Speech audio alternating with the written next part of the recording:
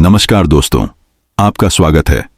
डर की दुनिया में यहां हम आपके लिए लाते हैं उन कहानियों को जो आपके रोंगटे खड़े कर देंगी और दिल की धड़कनों को तेज कर देंगी। ऐसी रहस्यमयी कहानियां जहां आपको हर पल डर और खौफ का एहसास होगा। मेरी आपसे इतनी गुजारिश है कि आप अगर इस कहानी को पूरा सुनेंगे तो आपको सच में बहुत ज्यादा मजा आने वाला है। साथ ही अगर आप पहली बार हमारे इस चैनल पर आए हैं तो चैनल को अभी सब्सक्राइब कर लीजिए।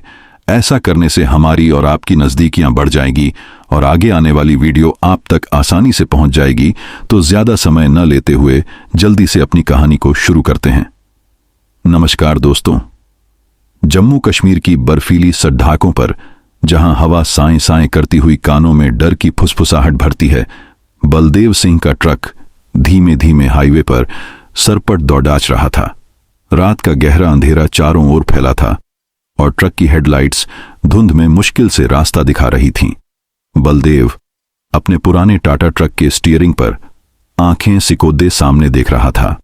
उसका खलासी रमेश, जो अभी कुछ महीने पहले ही उसके साथ काम शुरू किया था, बगल की सीट पर बैठा अपने मोबाइल में गाना सुन रहा था। रमेश का चेहरा भोला था, लेकिन उसकी आंखों में एक अजीब सी बेचैनी थी, जैसे वह कुछ छिपा रहा हो।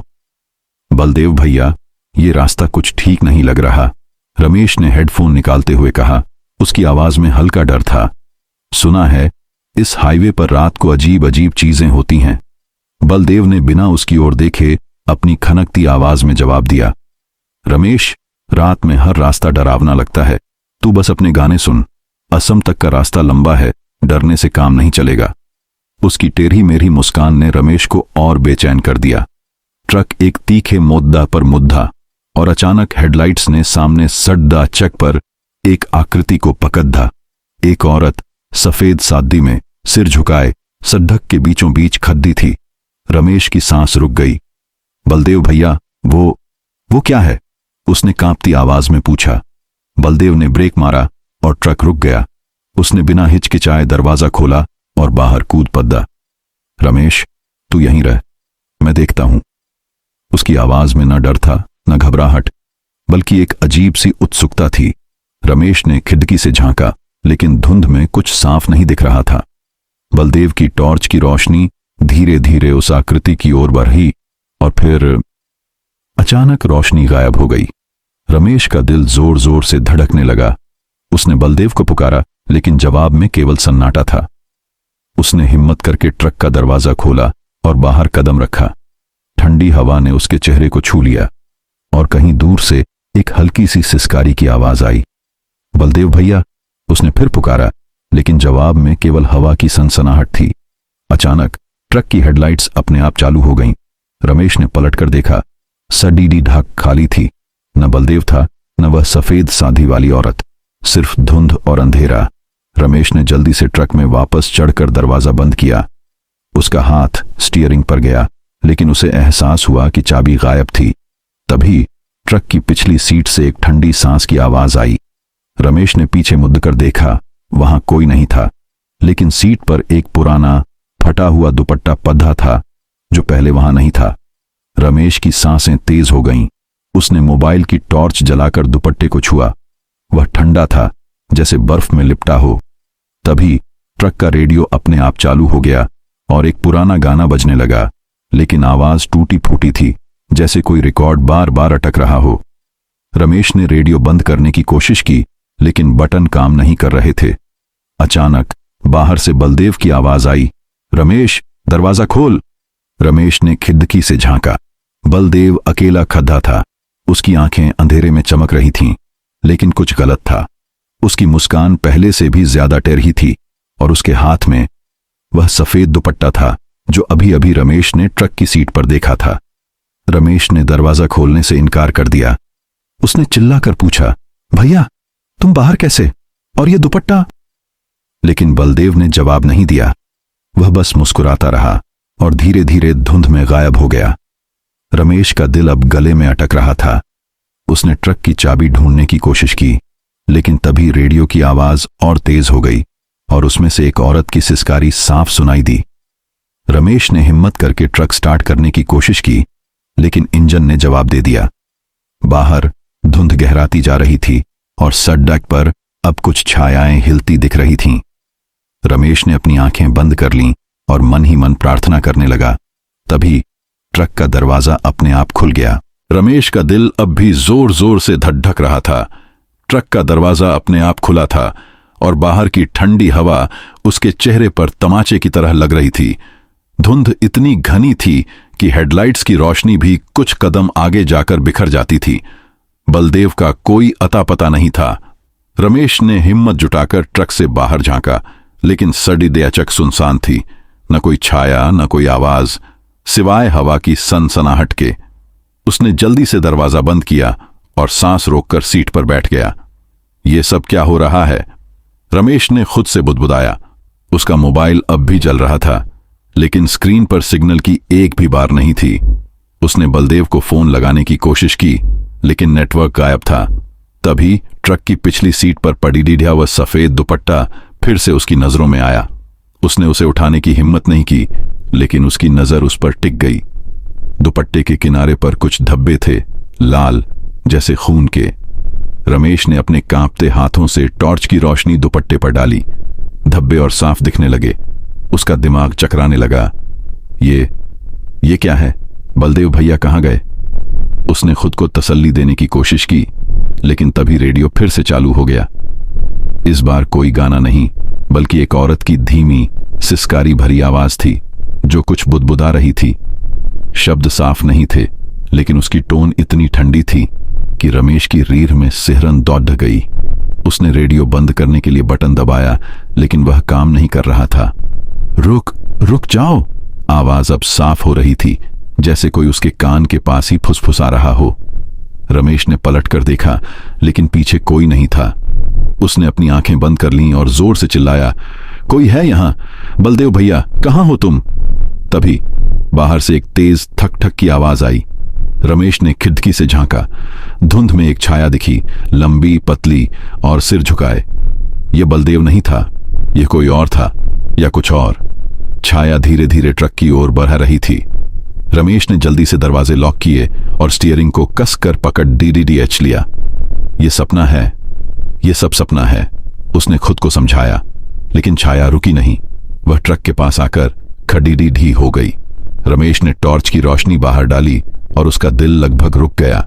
सफेद सादी में लिपटी वह आकृति फिर से थी, लेकिन इस बार उसका चेहरा साफ दिख रहा था, या जो चेहरा होना चाहिए था। उसकी आंखें खाली थीं, जैसे दो काले गड्ढे, और होंठों पर एक भयानक मुस्कान थी। रमेश चीख पद्धा और पीछे हट गया। अचानक ट्रक का इंजन अपने आप चालू हो गया। रमेश ने घबराहट में स्टीयरिंग घुमाया, लेकिन ट्रक अपने आप आगे बढ़ने लगा। नहीं, रुक जाओ, वह चिल्लाया, लेकिन ब्रेक काम नहीं कर रहे थे। ट्रक तेजी से हाईवे पर दौड़ने लगा और धुंध में वह सफेद आकृति अब भी सड़क पर दिख रही थी, जैसे वह ट्रक के साथ साथ चल रही हो। रमेश ने अपने थैले से एक पुराना ताबीज निकाला जो उसकी मां ने उसे दिया था। उसने उसे कसकर पकड़ा और प्रार्थना करने लगा। तभी ट्रक अचानक रुक गया। रेडियो बंद हो गया और चारों ओर फिर से सन्नाटा छा गया। रमेश ने बाहर देखा। वह आकृति गायब थी, लेकिन सन्नाटा अब और भी भारी लग रहा था, जैसे कोई तूफान आने से पहले की खामोशी। उसने हिम्मत करके दरवाजा खोला और बाहर कदम रखा। सड़क पर कुछ निशान थे, पैरों के, लेकिन वे इंसानी नहीं लग रहे थे। वे लंबे और पतले थे, जैसे किसी जानवर के। रमेश ने टॉर्च की रोशनी उन निशानों पर डाली और वे सड़क के किनारे जंगल की ओर जा रहे थे। तभी जंगल से एक हल्की सी हंसी की आवाज आई। नन्हा सा बच्चा जो हंस रहा था, लेकिन उस हंसी में कुछ गलत था, कुछ डरावना। रमेश ने वापस ट्रक की ओर भागने की कोशिश की, लेकिन उसके पैर जम गए। उसे लगा जैसे कोई ठंडा हाथ उसकी कलाई पकड़ रहा हो। उसने पीछे देखा, कोई नहीं था, लेकिन उसकी कलाई पर लाल निशान बन गए थे, जैसे किसी ने उसे जोर से दबाया हो। वह चीखते हुए ट्रक में चढ़ा और दरवाजा बंद किया। तभी उसे याद आया कि बलदेव की टॉर्च अभी भी सड़क पर कहीं पड़ी होगी। उसने हिम्मत करके खिड़की से बाहर देखा। टॉर्च की रोशनी अब भी जल रही थी, लेकिन वह अब सड़क के किनारे नहीं थी। वह जंगल के अंदर थी और धीरे धीरे गहरे अंधेरे में गायब हो रही थी। रमेश ने सोचा, क्या बलदेव भैया वहां हैं, या या ये कोई जाल है? उसके दिमाग में सवाल घूम रहे थे, लेकिन जवाब के लिए उसे जंगल में जाना होगा। लेकिन क्या वह इतनी हिम्मत जुटा पाएगा? सन्नाटा अब और भी गहरा हो गया था और रमेश को लग रहा था कि हाईवे अब सिर्फ सड़क नहीं थी, यह किसी अनहोनी का इंतजार था। रमेश का मन अब पूरी तरह से डर के कब्जे में था। ट्रक की सीट पर बैठा वह सांसें रोककर बाहर की उस ठंडी रहस्यमयी सन्नाटे को सुन रहा था। जंगल की ओर जाती टॉर्च की रोशनी अब पूरी तरह गायब हो चुकी थी और बलदेव का कोई अता पता नहीं था। रमेश की कलाई पर बने लाल निशान अब भी चुभ रहे थे, जैसे कोई अदृश्य ताकत उसे चेतावनी दे रही हो। उसने ताबीज को और कसकर पकड़ दच लिया, लेकिन उसका दिल अब भी जोर जोर से धड़क रहा था। ट्रक का इंजन अब चुप था, लेकिन रमेश को ऐसा लग रहा था जैसे कोई उसकी हर हरकत पर नजर रख रहा हो। उसने अपनी नजरें ट्रक की पिछली सीट पर पड्ढे उस सफेद दुपट्टे पर डालीं। खून के धब्बों से सना वह दुपट्टा अब और भी भयावह लग रहा था। रमेश ने हिम्मत करके उसे छूने की सोची, लेकिन तभी उसे कुछ याद आया। बलदेव ने उसे काम पर रखते वक्त एक अजीब सी बात कही थी, रमेश, इस ट्रक में कभी पीछे मत देखना, खासकर रात में। क्या मतलब था उसका? रमेश ने खुद से सवाल किया। उसने बलदेव को हमेशा एक सख्त लेकिन भरोसेमंद इंसान समझा था, लेकिन अब इस हाईवे के सन्नाटे में उसे बलदेव की हर बात पर शक होने लगा था। और फिर रमेश को अपने बारे में भी सोचना पड़ा। उसने बलदेव को कभी नहीं बताया था कि वह इस नौकरी को क्यों चुना। उसका अतीत, जो उसने हमेशा छिपाया था, अब उसके दिमाग में उभर रहा था। रमेश का गांव उत्तराखंड की एक छोटी सी घाटी में बसा था। 2 साल पहले एक रात उसने कुछ ऐसा देखा था जिसने उसकी जिंदगी बदल दी। गांव के पास एक पुराना मंदिर था, जिसके बारे में लोग कहते थे कि वहां रात में आत्माएं भटकती हैं। रमेश ने एक रात वहां कुछ अजीब सी रस्में देखी थीं। लोग जो चेहरों पर नकाब पहने थे और एक औरत जो सफेद सादी में थी। उस रात के बाद रमेश ने गांव छोड़ दिया और कभी पीछे मुड़ कर नहीं देखा। लेकिन अब इस हाईवे पर वह सफेद सादी वाली आकृति उसे फिर से उसी रात की याद दिला रही थी। क्या ये वही? रमेश ने सोचा, लेकिन उसका विचार अधूरा रह गया। तभी ट्रक की खिड़की पर फिर से ठक ठक की आवाज हुई। रमेश ने डरते हुए बाहर देखा। इस बार कोई छाया नहीं थी, लेकिन खिड़की के शीशे पर कुछ लिखा हुआ था। धुंध में धीरे धीरे साफ हुआ, तूने मुझे देखा था। रमेश की सांसें थम गईं। उसने जल्दी से शीशा साफ करने की कोशिश की, लेकिन शब्द गायब नहीं हुए। उसने ट्रक के अंदर की लाइट जलाई। तभी उसे पीछे की सीट से एक और आवाज सुनाई दी, जैसे कोई धीरे धीरे सांस ले रहा हो। उसने पलट कर देखा और उसका खून जम गया। दुपट्टा अब सीट पर नहीं था, उसकी जगह एक पुराना फटा हुआ कागज पढ़ा था, जिस पर कुछ लिखा था। रमेश ने कांपते हाथों से कागज उठाया। उस पर लिखा था, रमेश, तू भाग नहीं सकता। रमेश की चीख निकलते निकलते रह गई। यह उसका नाम था, लेकिन यह कागज कहां से आया और बलदेव कहां था? उसने जल्दी से ट्रक की चाबी ढूंढी, लेकिन तभी उसे याद आया कि चाबी तो बलदेव के पास थी। वह अब पूरी तरह फंस चुका था। तभी जंगल से फिर वही बच्चे की हंसी सुनाई दी, लेकिन इस बार वह और करीब थी। रमेश ने टॉर्च की रोशनी जंगल की ओर डाली। वहां पेड़ों के बीच एक छोटी सी आकृति दिखी, एक बच्चा जो सफेद कपड़ों में था, लेकिन उसका चेहरा इंसानी नहीं था। उसकी आंखें पूरी तरह काली थीं और वह रमेश की ओर देखकर हंस रहा था। रमेश ने ट्रक का दरवाजा खोलने की कोशिश की, लेकिन वह जाम हो चुका था। उसने चिल्लाकर मदद मांगी, लेकिन हाईवे पर कोई नहीं था। तभी बच्चे की हंसी रुक गई और एक गहरी खनकती आवाज ने उसका स्थान ले लिया।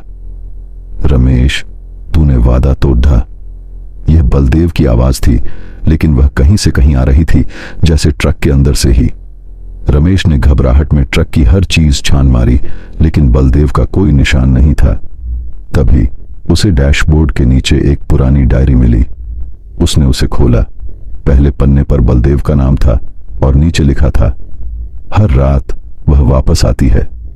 पन्ने पलटते ही रमेश को एक तस्वीर मिली, एक सफेद सादी वाली औरत की, जिसके चेहरे पर वही खाली आंखें थीं जो उसने हाईवे पर देखी थीं। रमेश अब समझ चुका था कि वह कोई साधारण हाईवे नहीं था। और बलदेव कोई साधारण ड्राइवर नहीं था, लेकिन रमेश का अपना भेद, वह मंदिर, वह रात और वह सफेद साधी वाली औरत अब उसे और गहरे सस्पेंस में धकेल रहा था। क्या वह वही औरत थी? और बलदेव को इसके बारे में कितना पता था? तभी ट्रक फिर से हिलने लगा। रमेश ने बाहर देखा। वह बच्चे की आकृति अब ट्रक के ठीक सामने खड़ी थी और उसकी काली आंखें सीधे रमेश को घूर रही थीं। रमेश की सांसें अब इतनी तेज थीं कि उसे लग रहा था जैसे उसका दिल सीने से बाहर कूद जाएगा। ट्रक के सामने खड़ी उस बच्चे की आकृति, जिसकी काली आंखें उसे घूर रही थीं, अब धीरे धीरे धुंध में गायब हो रही थी। लेकिन उसकी हंसी अभी भी हवा में गूंज रही थी, जैसे जंगल के हर पेड़ से आ रही हो। रमेश ने ट्रक का दरवाजा फिर से खोलने की कोशिश की, लेकिन वह अब भी जाम था। उसने डैशबोर्ड पर पढ़ी बलदेव की डायरी को फिर से देखा। तस्वीर में सफेद सादी वाली औरत की खाली आंखें उसे अब भी डरा रही थीं। ये सब क्या है बलदेव भैया, तुम कहां हो? उसने बुदबुदाते हुए कहा। तभी ट्रक का इंजन फिर से अपने आप चालू हो गया। रमेश ने स्टीयरिंग पकड़ दचने की कोशिश की, लेकिन वह अपने आप घूम रहा था। ट्रक धीरे धीरे हाईवे से हटकर जंगल की ओर बढ़ने लगा, जहां सड़क अब पतली और कच्ची हो रही थी। नहीं नहीं, ये गलत है, रमेश चिल्लाया, लेकिन ट्रक रुका नहीं। हेडलाइट्स की रोशनी में पेड़ों की टहनियां ऐसे दिख रही थीं जैसे कोई डरावने पंजे हवा में लहरा रहे हों। जंगल का रास्ता अब और घना हो गया था। पेड़ों के बीच से ठंडी हवा की सनसनाहट अब किसी की फुसफुसाहट में बदल रही थी। रमेश ने अपने ताबीज को और कसकर पकड़ लिया, लेकिन उसे अब उसका भरोसा भी कम लग रहा था। तभी ट्रक एक तीखे मोड़ पर रुका। हेडलाइट्स की रोशनी में सामने एक पुराना जर्जर मील का पत्थर दिखा, जिस पर लिखा था, अंतिम चेतावनी, वापस लौट जाओ। रमेश की रीढ़ में सिहरन दौड़ ढह गई। उसने आसपास देखा। चारों ओर घना जंगल और कहीं कोई इंसानी निशान नहीं। अचानक ट्रक की लाइट्स बंद हो गईं। अंधेरा इतना गहरा था कि रमेश को अपनी सांसों की आवाज भी सुनाई दे रही थी। उसने टॉर्च जलाई, लेकिन उसकी रोशनी मुश्किल से कुछ फीट तक जा रही थी। तभी जंगल से एक आवाज आई, पत्तियों की सरसराहट, जैसे कोई तेजी से उसकी ओर बढ़ रहा हो। रमेश ने टॉर्च की रोशनी इधर उधर घुमाई और तभी उसे कुछ दिखा। एक जोड़ी जूते, बलदेव के जूते, सड़क के किनारे पड्ढे थे, लेकिन उनके पास कोई नहीं था। बलदेव भैया, रमेश ने कांपती आवाज में पुकारा। जवाब में केवल सन्नाटा था और फिर एक हल्की सी हंसी, वही बच्चे की, जो अब और करीब थी। रमेश ने हिम्मत करके ट्रक से बाहर कदम रखा। उसने बलदेव के जूतों की ओर टॉर्च की रोशनी डाली। जूतों के पास जमीन पर कुछ निशान थे, वही लंबे पतले निशान जो उसने पहले हाईवे पर देखे थे, लेकिन इस बार उनके साथ कुछ और था, खून के छींटे। रमेश का मन अब पूरी तरह टूट चुका था। वह वापस ट्रक की ओर भागा, लेकिन तभी उसे एहसास हुआ कि ट्रक का दरवाजा अब खुला था। उसने अंदर झांका। डैशबोर्ड पर अब वह डायरी नहीं थी। उसकी जगह एक पुराना मटमैला दर्पण पद्धा था। रमेश ने उसे उठाया और जैसे ही उसने उसमें देखा, उसका खून जम गया। दर्पण में उसका चेहरा नहीं था, उसकी जगह वही सफेद साधी वाली औरत थी जो अब मुस्कुरा रही थी। रमेश ने चीखते हुए दर्पण फेंक दिया। वह टूटकर बिखर गया और उसके टुकड़ों में से एक अजीब सी रोशनी निकलने लगी। तभी जंगल से बलदेव की आवाज फिर गूंजी, रमेश, तूने वादा तोड़ा, अब तू मेरा हिस्सा है। रमेश ने पलटकर देखा, लेकिन वहां कोई नहीं था। उसने ट्रक स्टार्ट करने की कोशिश की, लेकिन इंजन ने फिर जवाब दे दिया। अब जंगल की सरसराहट और तेज हो गई थी। रमेश ने टॉर्च की रोशनी चारों ओर घुमाई। पेड़ों के बीच अब कई छायाएं दिख रही थीं, कुछ छोटी, कुछ लंबी, और सभी उसकी ओर बढ़ रही थीं। तभी एक छाया उसके ठीक सामने रुकी। ये बलदेव था, या कम से कम उसका चेहरा था, लेकिन उसकी आंखें अब वैसी ही थीं जैसी उस सफेद साधी वाली औरत की, खाली और काली। तूने उसे देखा था रमेश, बलदेव ने कहा। उसकी आवाज अब इंसानी नहीं लग रही थी। अब तू उसका हिस्सा है। रमेश ने पीछे हटने की कोशिश की, लेकिन उसका शरीर अब उसका साथ नहीं दे रहा था। उसे लगा जैसे कोई ठंडी ताकत उसके अंदर समा रही हो। तभी ट्रक की हेडलाइट्स फिर से चालू हो गईं। रोशनी में रमेश ने देखा कि बलदेव अब वहां नहीं था, लेकिन सडीरी डक पर जहां वह खदीदा था, अब वही सफेद दुपट्टा पद्दा था और उस पर खून के धब्बे अब और गहरे हो गए थे। रमेश ने ट्रक में वापस चढ़ने की कोशिश की, लेकिन तभी उसे अपने पीछे एक ठंडी सांस महसूस हुई। वह पलटा और वह सफेद सादी वाली औरत अब ट्रक की सीट पर बैठी थी, उसकी ओर देखकर मुस्कुरा रही थी।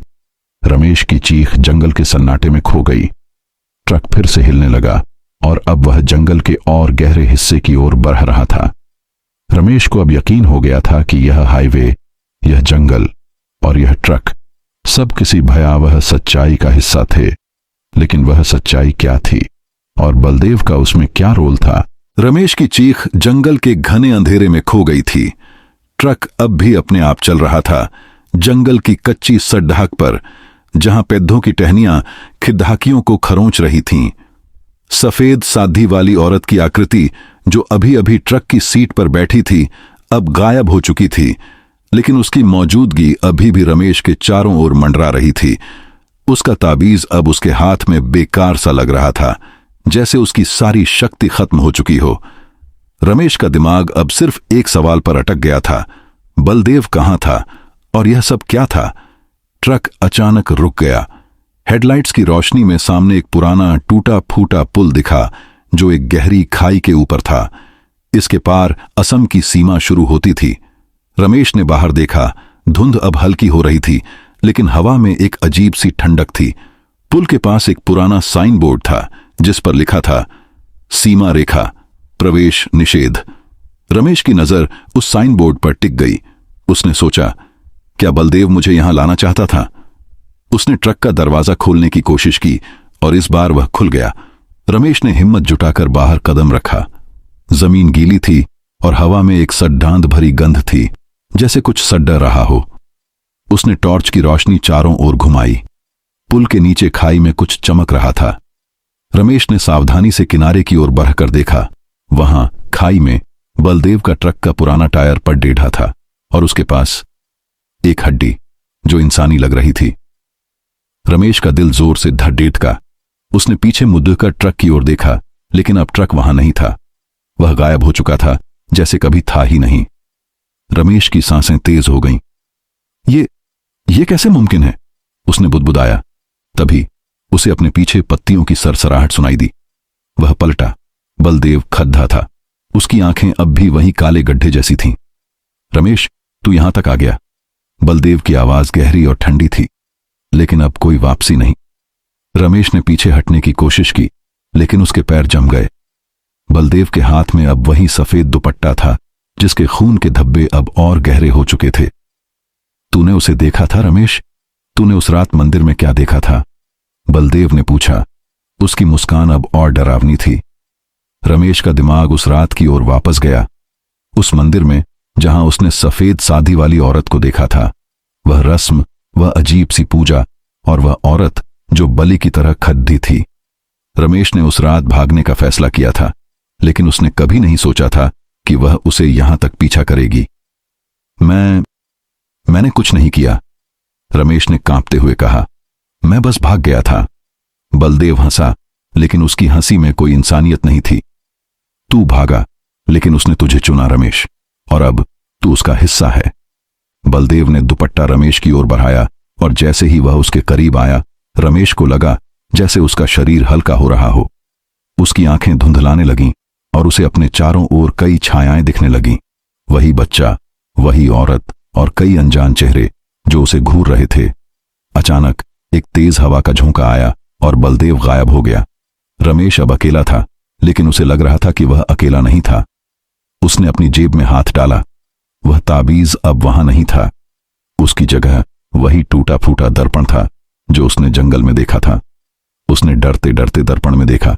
इस बार उसका चेहरा था, लेकिन उसकी आंखें, वे अब वहीं काले गड्ढे थीं। रमेश की चीख खाई में गूंज गई।